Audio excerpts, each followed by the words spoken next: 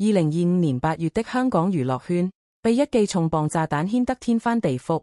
54歲的鄭嘉穎被曝出軌21歲落選港姐，妻子陳愛琳當場撞破屍潰後徹底崩潰。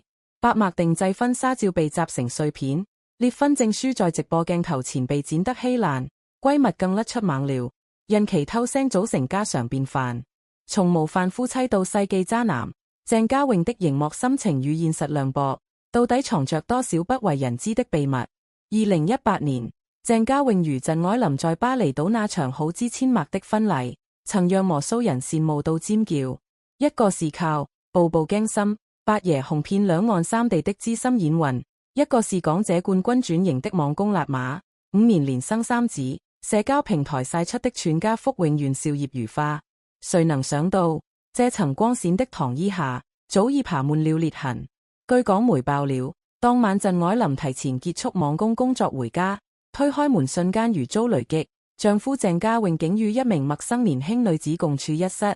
該女子被扒出是2024年落選港姐林某，年近21歲，此前多次在鄭嘉穎劇組跑龍套。目擊者透露，陳愛琳當場抓起茶几上的婚紗照砸向地面，百碼水晶相框碎成渣。隨後她紅着眼打開 Instagram 直播，顫抖着舉起列婚證書，一頁頁剪成雪花。這段婚姻從開始就是謊言。50萬網友在線圍觀，彈幕插滿支持離婚，渣男滾出娛樂圈。陳愛琳的閨蜜向媒體甩出更猛的料，這根本不是第一次。她懷第3胎時，鄭嘉穎總說劇組封閉拍攝，結果被拍到和不同女生進出酒店。閨蜜氣得直拍桌子，她為了孩子忍了又忍，這次是徹底死心了。鄭嘉穎在焚身利演的醫生林願志，為了家庭甘願犧牲一切。採訪時傳信誓旦旦出軌，在我這人零可能，家庭比命重要。結果現實裏被曝出軌小21歲的落選港姐，網友辣評奧斯卡欠她一座影帝獎杯。2024年婚變風波，鄭嘉穎多次被傳和陳愛琳冷戰，網友爬出兩人半年沒同框，她卻在活動中輕描淡寫，可能有人想生熱度。TVB 同事匿名爆料，片場總現她和年輕女演員單獨指導，動作親昵得過分。2022年 DNA 風波，陳愛琳弟弟因長相和鄭嘉穎不像被質疑血緣，林作跳出來喊話1000萬驗 DNA， 雖被鄭嘉穎夫婦拒絕，但公眾好感度已經大跌。事件曝光後，鄭嘉穎的社交平台評論區直接淪陷，網友怒罵偽君子，老牛吃嫩草船出軌，不要臉。品牌方連夜撤下他的代言廣告，正在拍的《家族榮耀2》劇組也慌了，導演被爆連夜開會討論換角，畢竟誰敢用一個出軌男當男主？陳愛琳婚後幾乎退出娛樂圈，每天凌晨4點起床給3個孩子準備早餐，送完孩子再拍網公視頻，推掉的影視邀約能堆滿一桌子。他曾在採訪裏笑着說，為了家庭，一切都值得。可誰能想到，她的付出換來的不是丈夫的珍惜，而是背叛。8月11日那場直播，陳愛琳素顏出鏡，手裏握着剪刀，眼淚砸在列婚證書上。她說悔改，結果一次次騙我。法律專家分析，剪毀列婚證不影響婚姻法律效力，但這一刀下去，剪碎的是她對這段婚姻的最後一點幻想。有網友留言，剪得好。這種男人不值得。閨蜜透露，陳愛琳懷第3胎時，鄭嘉穎以劇組封閉為由消失數週，結果被拍到和林某在餐廳互相餵食，動作親密得像熱戀情侶。陳愛琳發現後自問，鄭嘉穎卻翻臉：你能不能別這麼疑神疑鬼？我拍戲壓力多大？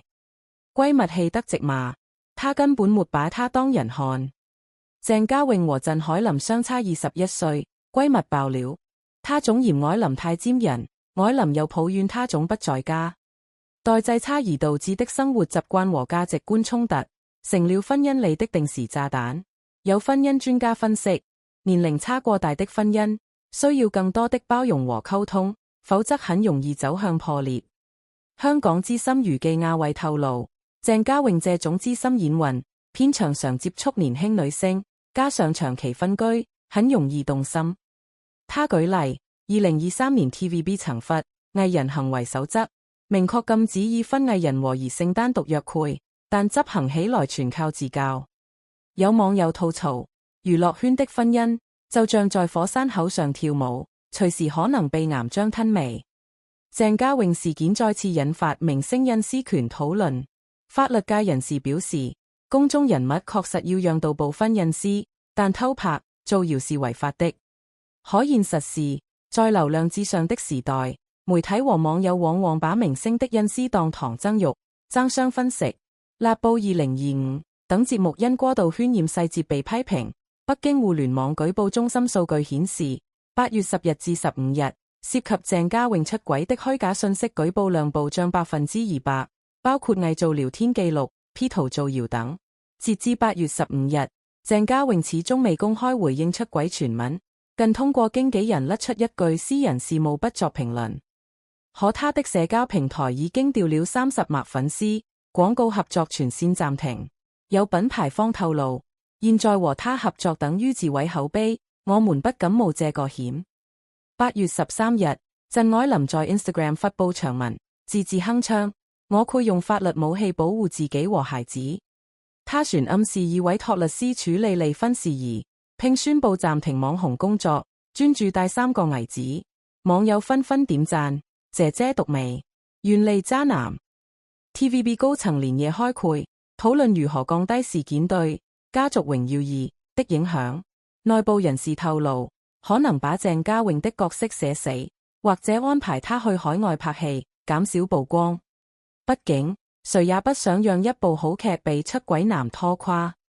網友觀點兩極分化，支持、質疑與中立。支持派，鄭愛琳幹得漂亮，及時止損比忍氣吞聲強。質疑派，炒作吧，為了復出鋪路。中立派，不管真假，鄭嘉穎的形象已經毀了，活該。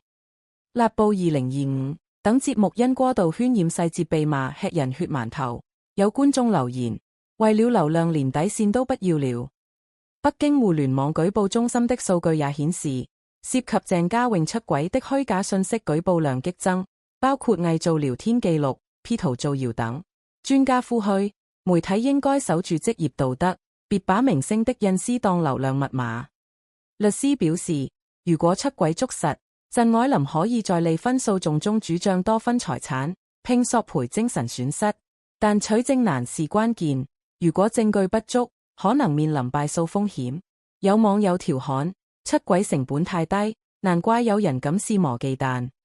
鄭嘉穎和鄭海琳的婚姻危機，遠不只是娛樂圈的八卦素材，它像一面鏡子，照出了年齡差婚姻的潛在風險、娛樂圈的誘惑陷阱，以及公眾對明星隱私的過度消費。對鄭嘉穎來說，這場風波可能是她演藝生涯的滑鐵盧；對鄭海琳而言，卻是從依附者到獨立者的蛻變契機。而對我們這些吃瓜群眾，或許更該思考，在流量與道德的博弈中，我們該如何守住人性的底線？畢竟，婚姻不是演戲，生活沒有 NG，真心才是一段關係最珍貴的底色。